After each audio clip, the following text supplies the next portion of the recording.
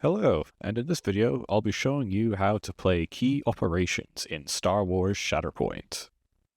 In order for this to make sense, you will need to know the core rules on how to play a standard game of Shatterpoint. Key operations will use many of the same rules of the core game. This video will point out the main differences between the two game modes and things to be aware of. Key operations is an asymmetrical game mode that has one player take on the role of the aggressor, sometimes referred to as the attacker, and the other player takes on the role of the Sentinel, also sometimes referred to as the defender. This video will cover the basics for key operations and everything you need to know on how to play Trigger a Chain Reaction. All of this information can be downloaded and printed from the Atomic Mass Games website. I'll have a link below in the description. Before we learn how to play Trigger a Chain Reaction, first, let's get the basics of key operations out of the way. First, each player builds a strike team like they would for a normal game. Select a primary unit. Then, you can build a team that is equal to or less than the squad point value printed on the top of your primary unit card. I must select a secondary unit, and in this case, it will be Wrecker and Omega, followed by a support, which will be Echo and Tech. Their total cost is 8 squad points, and Hunter can bring up to 8, so this team is legal. Next, we need to build one more squad to make a strike team. In this example, I will play 1 point down, and bring Ahsoka Tano, Jedi No More, Crosshair, and the 501st Clones. This is one strike team we will use for today's example. The second player will have an Ewok team, consisting of Chief Chirpa, Paplu, and the Ewok Hunters, followed by Logray, Wicket, and the Ewok Trappers. Give each unit its corresponding stance cards and order cards. Gather all of your order cards into the order deck, and don't forget to include one Shatterpoint card. Give it a shuffle, and you're ready to go. In key operations, you will still activate abilities that occur at the end of setup. For example, the Ewok Trappers allow you to shuffle a primitive trap card into your order deck. They also gain a hunker token at the end of setup. Now that your order deck is ready, you can shuffle it and place it in easy reach. You will also form your Will of the Force pool. Usually, only primaries bring force with them to a game, so add these numbers up to make your total force pool. As you can see here, Hunter and Ahsoka bring a total of 6 force. Now, things are changing. Next, you will need to set up your struggle tracker. In a normal game, you have one momentum on either side of the track, and the struggle cube in the center. However, for key operations, remove all momentum and the struggle cube, but still have it close by. In a normal game, you would select a mission to play and use the struggle cards. Key operation instead has stages. They come with stage cards that will give you more information on the rules of each stage. Triggering a chain reaction comes with a total of 2 stages. If you have more than one key operation, you can pair them up correctly by matching the icons located at the bottom right-hand side of the card. Next, we decide who will be the first player, which is the aggressor. The second player is the Sentinel. You can do the usual method, such as rolling 5 attack dice, flipping a coin, or if one player wants to be the aggressor and the other the Sentinel, just do that. Throughout this video, I will represent the aggressor with the red objective marker, and the Sentinel will be the blue marker. The aggressor and Sentinel have different rules that apply to them, so these markers will help keep track of what's going on and whose turn it is. Now we will set up the map using the diagram on the Trigger a Chain Reaction card. Set up the train like you usually would. Remember that the objective marker should be overlapping on half of the measurement tool. This will center it correctly. Feel free to have terrain on the deployment zones. The map should not be perfectly symmetrical. The objective token should always be on the highest elevation if there is terrain overlapping where the objective marker is supposed to be. Place down all other tokens within arm's reach and have the Key Operations card and Stage 1 card visible for both players, so that they can use it as a quick reference throughout the game. In this key operation, you will need a total of 6 control tokens, the red and blue ones. I'm short one, so I created a 3D print as a backfill. This one is unpainted, but here's one I painted earlier. Next, you will need 4 priority tokens. Once again, I'm short one, so I created one with my 3D printer. This one is unpainted. Then you're going to need these marker objective tokens.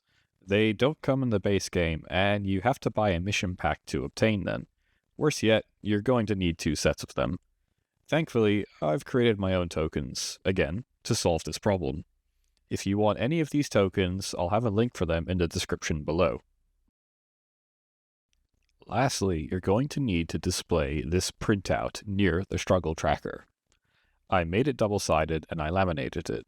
One side has the chain reaction tracker. We don't need this yet, so flip it over to the core shield. We will use this side for stage 1. However, since it is printed on paper, the token can just move around and be displaced. For this reason, I created a 3D print version, with indents to hold the token in place. You can use a momentum cube, or, if you don't have any spare, the file also comes with some cubes that fit in perfectly. Once again, I'll have a link in the description for this file. If you're in the 3D printing market, I have an affiliate link with Anycubic for any of your 3D printing needs. You can also use the code PAINTWISE at checkout to get $25 off your order. Anyway, for the rest of the video, I'll be using the 3D printed version, since it's easier to use. Anyway, your setup should look something like this. We're nearly ready to begin. Next, lay out priority objectives as stated by the Stage 1 Expose the Core card. The objectives with priority tokens on them are called consoles. The remaining 3 objectives along the middle of the map are shield generators. Now we can deploy our squads. Deployment is treated the same as a normal game of Shatterpoint. So deploy your primary within range 2 of your battlefield edge. Then your secondary and support within range 1 of the primary. Units that have alternative deployment measurements still apply in key operations. So Pons and the Imperial Special Forces can still deploy further if they wish. Remember that the Aggressor is player 1, so they will deploy a squad first, followed by the Sentinel. This means that the Aggressor always goes first as well. So, we've come this far. How do you actually win a key operation? Well, that depends on your role. For the Sentinel, they need to fill the struggle tracker with momentum. Once all spaces on the struggle tracker are covered, the Sentinel wins by countdown. As for the Aggressor, there's 2 parts. The first part is to fill the core shield with tokens. Once every space is covered, they move on to stage 2. I'll go over stage 2 later in this video. I'll go through how this tracker works by playing out the Aggressor's turn. To begin with, at the start of either player's turn, add 1 momentum to the tracker. This acts as the Aggressor's time limit. If your side of the struggle track is complete, just add momentum to the opposing player's side. Next, draw your order card, and in this case it's Echo and Tech, and play your turn as you usually would.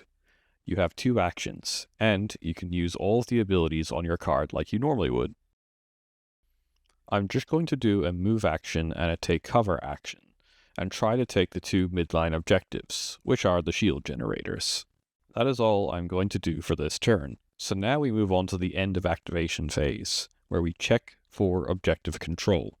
In this case, the Aggressor has taken 2 consoles, which are the objectives with priority markers on them, and 2 shield generators.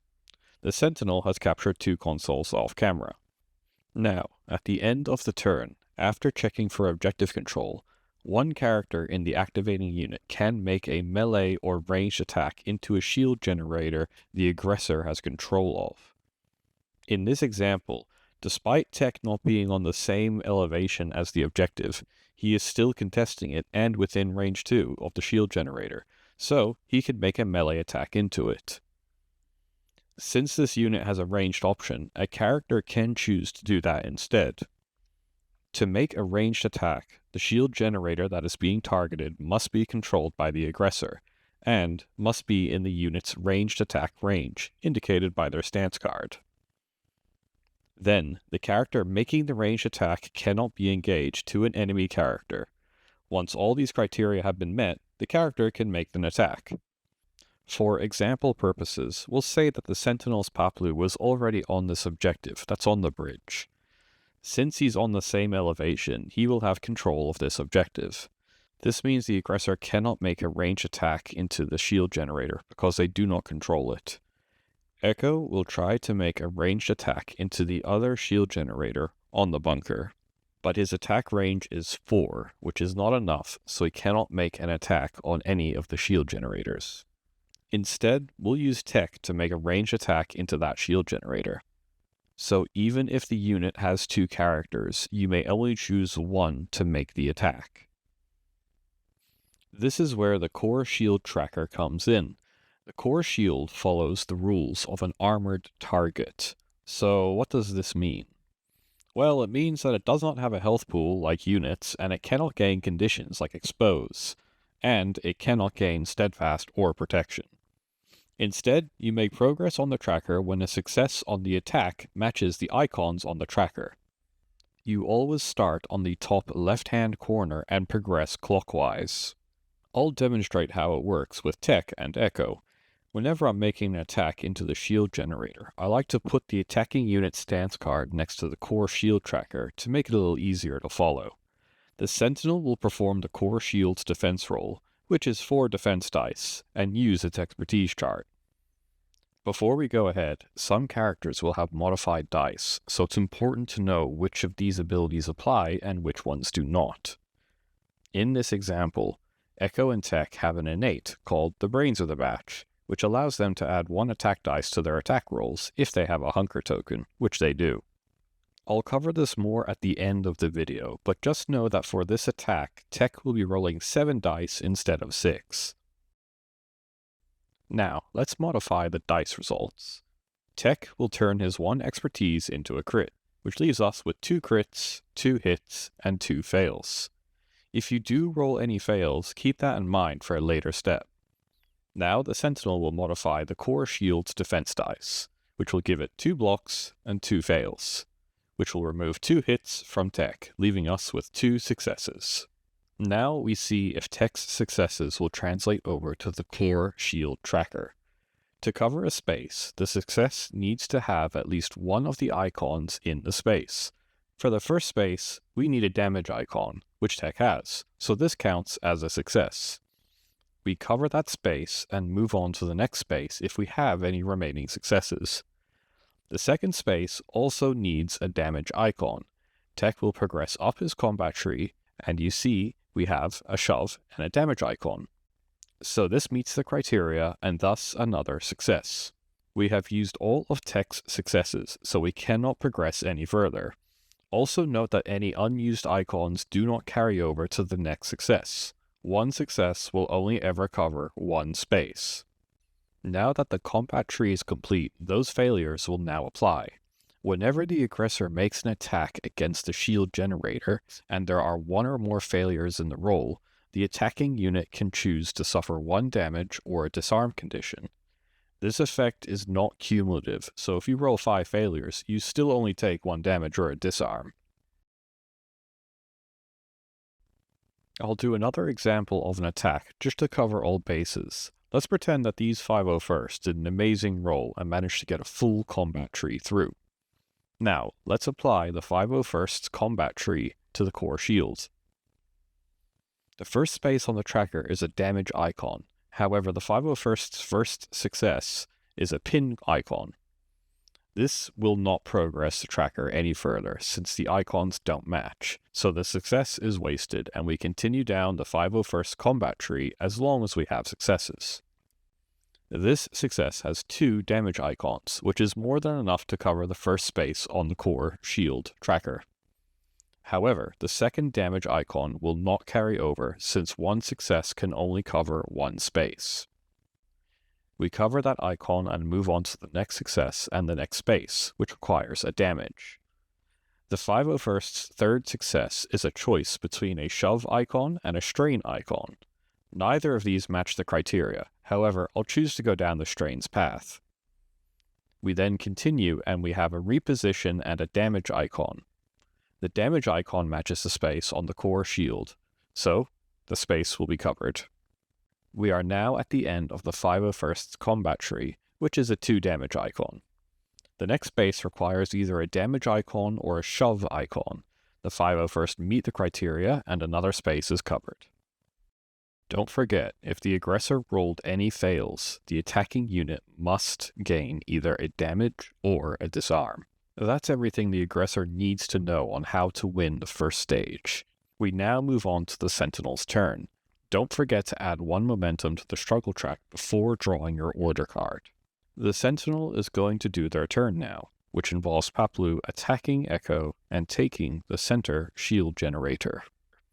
After checking for control of objectives, the Sentinel will now sound the alarm at the end of their turn.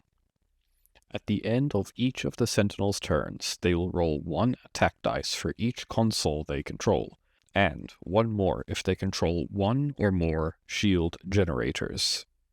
The dice you get from the shield generator is not cumulative, but the dice you get from the console is, which means you can roll a maximum of 5 attack dice. In this example, the Sentinel has control of 2 consoles, which adds 2 attack dice, and 1 shield generator, which adds 1, for a total of 3 attack dice.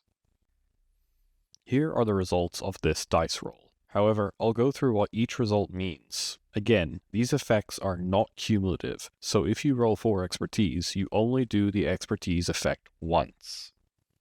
First is a crit, which allows you to remove 1 condition from any Sentinel unit. Next is a hit, which allows the Sentinel to choose 1 allied character and dash them towards a shield generator. Note that it is a character, not a unit. Next, we'll go through what the expertise and fail do, but we'll need to see the struggle and core shield tracker for this one. The expertise allows the Sentinel to remove 1 cube from the core shield tracker. Note that you must always choose the latest covered space. The failure removes 1 momentum from the Sentinel's side of the struggle tracker. Note here that it specifically states that you must do it from your side of the tracker, which means that if you have no momentum on the Sentinel side, nothing happens. I should also mention that if at the end of the Sentinel's turn, if both sides of the struggle tracker have been filled with momentum, place the struggle token in the center space. This means that momentum cannot be removed from the struggle tracker. This means that the time is up for the aggressor and they have 1 last turn to try and win the game. If they fail, victory goes to the Sentinel. There is another ongoing effect throughout this key operation called Target Their Leaders. For the aggressor, it means you can remove 1 momentum from the struggle tracker when a Sentinel primary or secondary becomes wounded. This will give the aggressor more time to complete their mission. For the Sentinel, it means you can add 1 momentum to the struggle tracker when an aggressor primary or secondary becomes wounded. This means that you can neither gain nor lose momentum when a support on either side becomes wounded. Also remember that if you cannot add or remove any momentum on your side of the tracker, just add or remove it from the opposing player's side. And that's it. Players will take turns going back and forth, the aggressor attacking the shield generator to complete the core shield tracker, and the Sentinel taking back control, trying to slow down the aggressor and win by countdown. If the aggressor successfully completes the core shield tracker, the players will move on to stage 2, trigger the reaction. Before we go ahead to the next stage, we should cover what happens when either player draws a Shatterpoint card. These effects happen in both stage 1 and stage 2 of the game. Note that the effect only happens to the player that drew the Shatterpoint card. The effect is called Strength of Purpose, and it reads as follows. Remove 1 momentum from either side of the struggle tracker. This will buy the aggressor some more time. If you're good for time, or you're playing the Sentinel, you'll probably want to do the other effect, which is called Morale Boost. The Morale Boost does different things depending on which allied unit you use it on. I'll use Chief Chirpa for the first example. If you use it on a unit that is injured or wounded, remove the injury or wounded token, then remove 5 damage from that unit and 1 condition. If you use it on a unit that is not wounded or injured, like this Ewok Hunter with 1 health left, then remove all damage and conditions from that unit. Then, one character in that unit can reposition. Also remember that you do not need to Shatterpoint the unit selected for a morale boost. For example, I can choose Chief Chirpa to receive a morale boost, but I'm going to activate Paplu this turn. Back to moving on to Stage 2. The core shield tracker should be full like this. Now, remove this tracker from play and replace it with the chain reactor tracker. You can use the printed version from the website. However, I've made a 3D printed version with tokens that fit into the spaces. Set the tracker to reveal all spaces and keep the tokens nearby. You'll need 6 all up. Now, to signify that the aggressor has moved on to the next stage and is closing in on victory, remove 1 momentum from each side of the struggle tracker. Then, the aggressor and Sentinel choose 1 unit each to receive a morale boost. Now, remove all priority tokens from the map and all control tokens. Then, flip the center objective to its inactive side. Then, place a marker token on each of the active objectives as seen on the Stage 2 Trigger the Reaction card. All active objectives are now called data ports. Remember that the aggressor is player 1, so the card should face them when setting up. Now, at the start of each player's turn, they will still add 1 momentum to the struggle tracker, but they will also roll a defense dice and place a priority token on the 2 data ports with the matching symbols. These data ports are having a power surge. Remove any control token from that data port. Until the next turn, these data ports cannot be controlled by either player.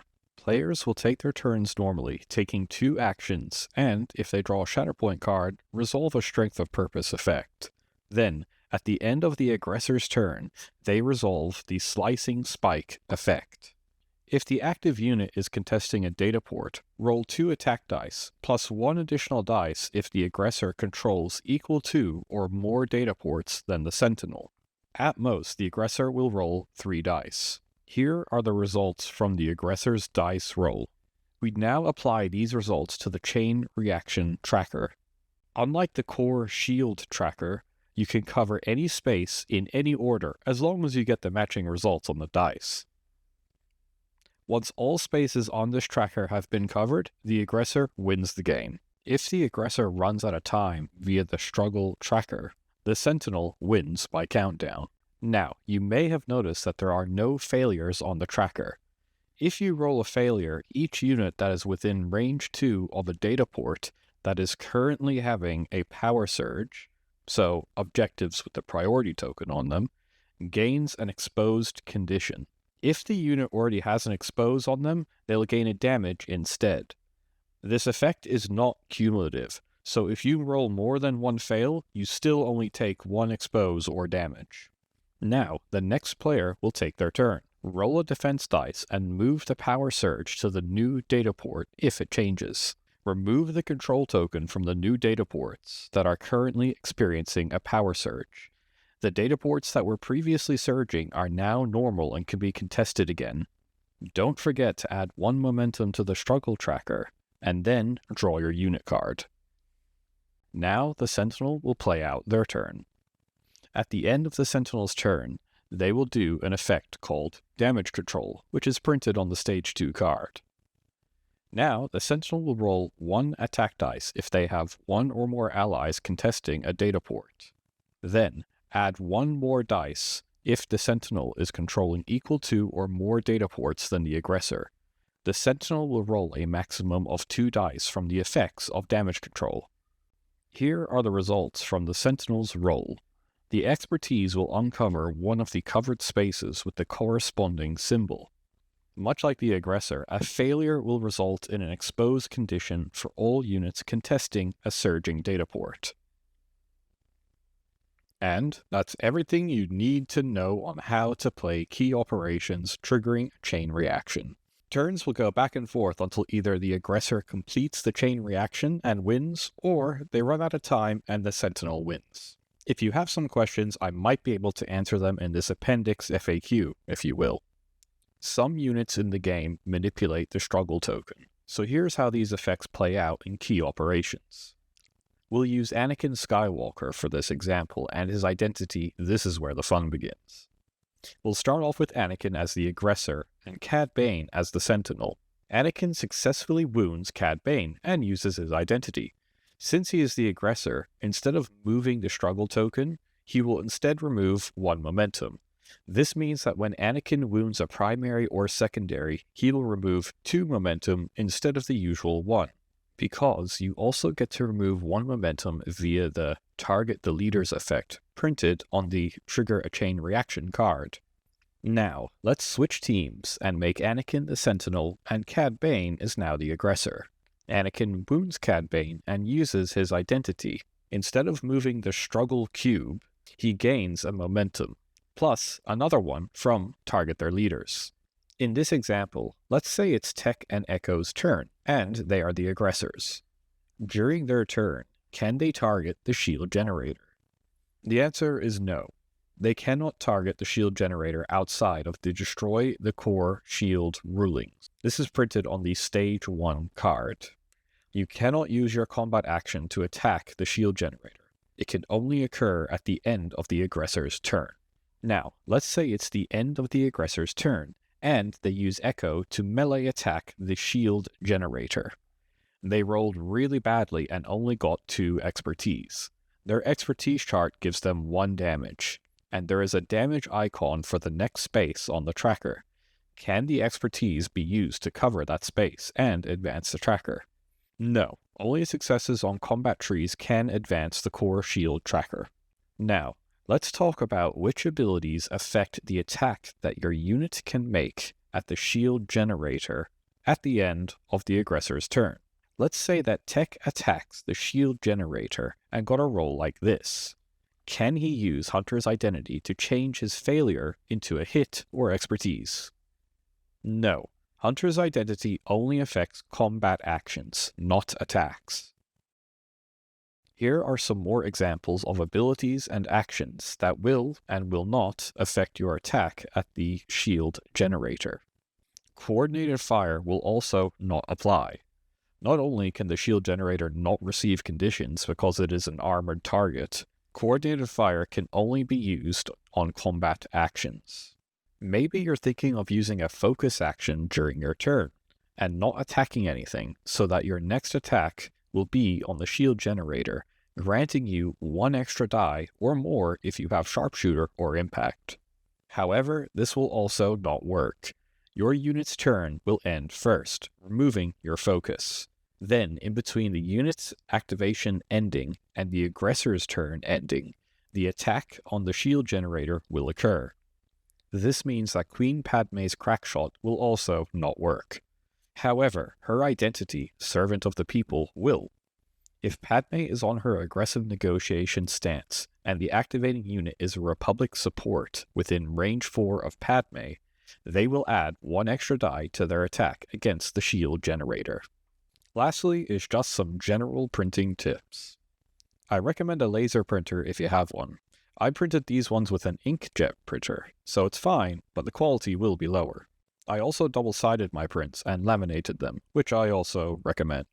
I strongly recommend printing on paper that is 200 GSM or higher. Thin paper will get damaged very quickly and will slide around.